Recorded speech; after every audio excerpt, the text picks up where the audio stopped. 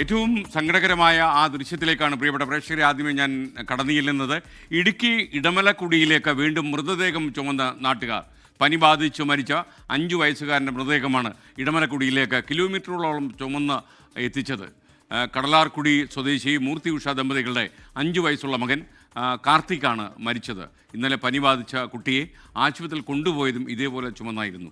വനത്തിലൂടെ ചുമന്നു കൊണ്ടുപോകുന്ന ദൃശ്യങ്ങൾ 24 ആ ദൃശ്യം ആദ്യമെന്ന് നമുക്ക് കാണാം.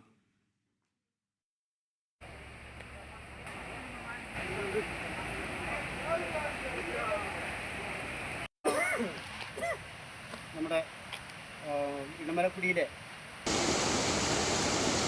ഇടമലക്കുടിയിലോട്ടുള്ള റോഡ് സൗകര്യമില്ലാത്തതാണ് ഏറ്റവും കൂടുതൽ ഞങ്ങൾ കുട്ടികളിങ്ങനെ പനി ബാധിച്ച് മരിക്കാനും മറ്റേ ഇതുപോലെ തന്നെ പനി ബാധിച്ച് ആശുപത്രിയിലേക്ക് കൊണ്ടുവരാൻ പറ്റാതെ ഇനി കുടിയിൽ ഇഷ്ടംപോലെ ആൾക്കാർ കിടപ്പുണ്ട്.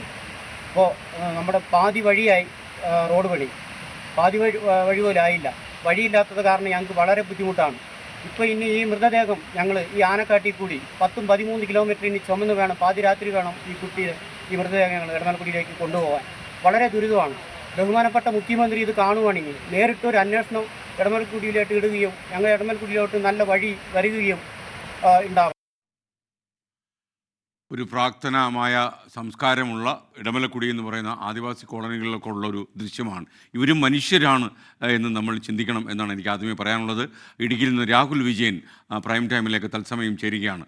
രാഹുൽ, കൂടുതൽ വിശദാംശങ്ങൾ എന്താണ് പറയും?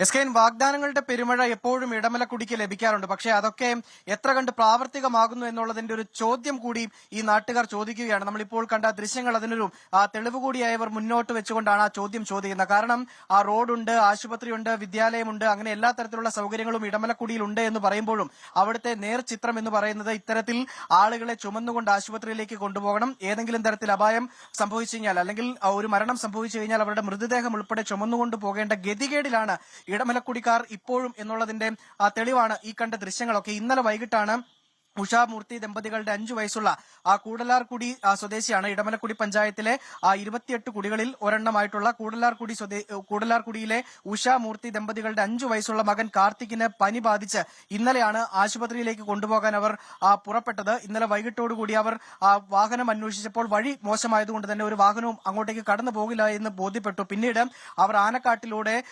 കിലോമീറ്ററുകളോളം തലചുമടായി ആ കുട്ടീനെ കൊണ്ടുവരികയും ആനക്കുളത്തെത്തിയതിനു ശേഷം അവിടെ നിന്ന് മാങ്കുളത്തെ ആശുപത്രിയിൽ കൊണ്ടുപോകുന്നു. അവിടെ എത്തിയപ്പോഴേക്കും കുട്ടിയുടെ പനി അതികഠിനമായി. പിന്നീട് അടിമാലി താലൂക്ക് ആശുപത്രിയിലേക്ക് കൊണ്ടുപോകാൻ അവിടുത്തെ ഡോക്ടർമാർ പറയുന്നു. അങ്ങനെ അടിമാലി താലൂക്ക് ആശുപത്രിയിൽ എത്തിയപ്പോഴേക്കും ആ കുട്ടിയുടെ മരണം സംഭവിച്ചിരുന്നു എന്നുള്ളതാണ് ഏറ്റവും സങ്കടകരമായ കാര്യം. ഇന്ന് ഇതേ ദിവസം ആ കുട്ടിയുടെ മൃതദേഹം പോസ്റ്റ്മോർട്ടം എല്ലാം പൂർത്തിയാക്കിയതിനു ശേഷം തിരികെ കൊണ്ടുപോയതും ആനക്കുളത്ത് നിന്ന് കിലോമീറ്ററുകളോളം വനത്തിലൂടെയാണ്. വലിയ ദുർഘടമായ പാതയാണ്. ആനയുണ്ട്, പുലിയുണ്ട്, വന്യമൃഗങ്ങളുടെ ശല്യം അതിരൂക്ഷമായ ആ വനത്തിലൂടെയാണ് ആ കുട്ടിയുടെ മൃതദേഹം ചുമന്നുകൊണ്ട് ആ ഇടമലക്കുടിയിലേക്ക് ആളുകൾ പോയത് എന്നുള്ളതാണ് ഏറ്റവും സങ്കടകരമായ കാര്യം. കഴിഞ്ഞ ദിവസം ഇടമലക്കുടിയിലേക്ക് ധാന്യങ്ങളുമായി പോയ ഒരു പിക്കപ്പ് വാൻ അത് മറിയുന്ന ഒരു സ്ഥിതിവിശേഷം ഉണ്ടായിരുന്നു. അത്ര കണ്ട് ദുരിതത്തിലാണ് അങ്ങോട്ടേക്കുള്ള യാത്ര. ആ വഴി മുഴുവൻ പോയി കിടക്കുകയാണ്. നേരത്തെ ആ ഓഫ് റോഡ് ജീപ്പൊക്കെ പോകുമായിരുന്നു. ഇപ്പോൾ അതുപോലും പോകാൻ പറ്റാത്ത അവസ്ഥയിലേക്ക് ആ വഴി പൂർണ്ണമായും നശിച്ചിരിക്കുന്നു എന്നുള്ളതാണ് ഏറ്റവും പ്രധാനപ്പെട്ട കാര്യം. എന്തായാലും ഈ വിഷയത്തിൽ, ഈ വഴിയുമായി ബന്ധപ്പെട്ട വിഷയത്തിൽ അടിയന്തര ഇടപെടൽ നടത്തണം. ഇത്തരം ഒരു ദുരവസ്ഥ, ഈ കുട്ടിയുടെ മൃതദേഹം ചുമന്ന് വനത്തിലൂടെ പോകേണ്ടി വന്ന പോലത്തെ ഒരു ദുരവസ്ഥ ഇനി ഉണ്ടാകാതിരിക്കാനുള്ള നടപടിയാണ് സർക്കാരിന്റെയും തദ്ദേശ സ്വയംഭരണ സ്ഥാപനങ്ങളുടെയും ഭാഗത്തു നിന്ന് ഉണ്ടാകേണ്ടത്. രാഹുൽ വിജയൻ